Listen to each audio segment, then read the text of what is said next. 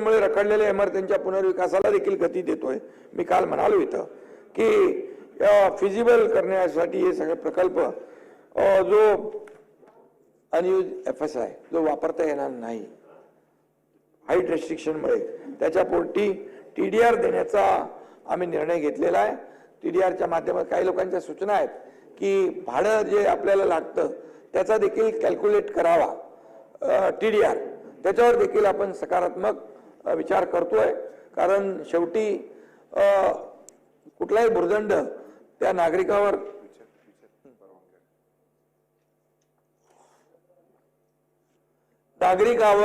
भुर्दंड पडता कामा नये, त्यासाठी आपण हाकडे फनेल झोनच्या धर्तीवर COD सारख्या डिफेन्स मुळे बाधित झालेल्या डिफेन्स झोनमुळे त्या देखील लोकांचा पुनर्विकास रखडलेला आहे, त्याला देखील ते धोरण आपण लावतोय। या योजनांमुळे मुंबईत हजारो पुनर्विकास प्रकल्प मार्गी लागणार आहेत आणि म्हणून झोपडपट्टी पुनर्वसन क्षेत्र घोषित केल्यानंतर योजनेचा प्रस्ताव सादर केल्यानंतरचा कालावधी 120 दिवसावरून 60 दिवसावर आपण आणलेला आहे। त्यामुळे प्रकल्प जलद गतीने राबवले जातील, पेंडन्सी थांबेल आणि लोकांची रखडपट्टी होणार नाही।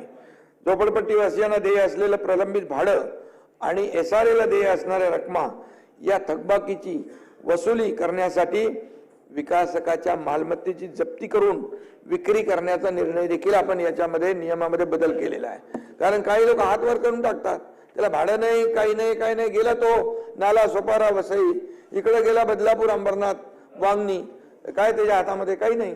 आणि म्हणून मुंबईच्या बाहेर गेलेला मुंबईकर पुन्हा मुंबईमध्ये आणण्याचं काम या ठिकाणी आपलं महायुती सरकार करणार आहे, त्यासाठी हे तजवीज आपण करतो।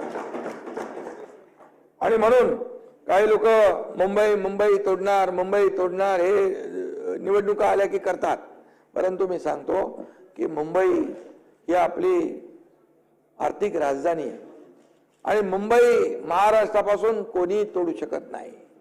मुंबई हा हार्ट आहे महाराष्ट्राचा आणि जोपर्यंत सूर्यचंद्र आहे तोपर्यंत मुंबई कोणी तोडू शकणार नाही। कोणी माईकला आला तरी, कुणाचे 7 पिढ्या खाली आल्या तरी सुद्धा।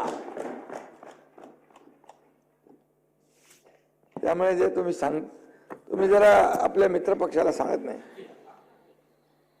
शासकीय यंत्रणा SRA यांच्या जेवीच्या माध्यमातून रमाबाईचं मी आपल्याला उदाहरण रमाबाई आंबेडकरचं नगरचं सांगितलेलं आहे। एकूण 16,500 झोपड्याचं पुनर्वसन होत आहे आणि म्हणून या ठिकाणी झोपडीधारकांचं भाडं जे आहे ते इतर जे काय त्यांची माहिती डिजिटल प्लॅटफॉर्मवर आणण्याचा प्रयत्न करतोय आम्ही।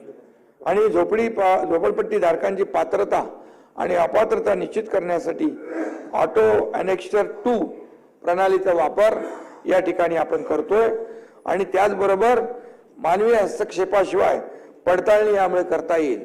आणि तिथं देखील फार जे काही आता जो काही सिस्टीम आहे ती सिस्टीम देखील अधिक सुलभ करण्यासाठी SRA मध्ये आणि म्हाडामध्ये त्यासाठी देखील आपण हे करतो। काल अनिल परब म्हणाले की आपल्या ST महामंडळ ना त्याच्यामधले RTO त्यांची मी माझ्याकडे होतं खातं तेव्हा मी सगळ्या ऑनलाईन करून टाकल्या, ऑनलाईन बदल्या करून टाकल्या, ऑनलाईन त्यांच्या ट्रान्सफर आणि पोस्टिंग। तसंच या ठिकाणी देखील आपण या व्यवस्थेमध्ये अधिक सुलभता आणली पाहिजे, सुटसुटीतपणा आणला पाहिजे यासाठी, कारण लाखो लोकांचा विषय आहे। आणि म्हणून मुंबईतल्या बंद 58 गिरण्यांमधील 1 लाख गिरणी कामगारांच्या वारसांना मी त्याशी बोललो ना, घर देण्याची योजना सुरू करण्यात आली। हे ज्या जागेसाठी सहमती त्यांनी दर्शवली आहे। देश विदेशातील प्रत्येक घडामोडींचे लाईव्ह अपडेट मिळवण्यासाठी आता साम टीव्हीच्या सर्व सोशल मीडिया प्लॅटफॉर्मला लाईक, फॉलो आणि सबस्क्राईब करा। तसंच सर्व नोटिफिकेशनसाठी बेल आयकॉन प्रेस करायला विसरू नका।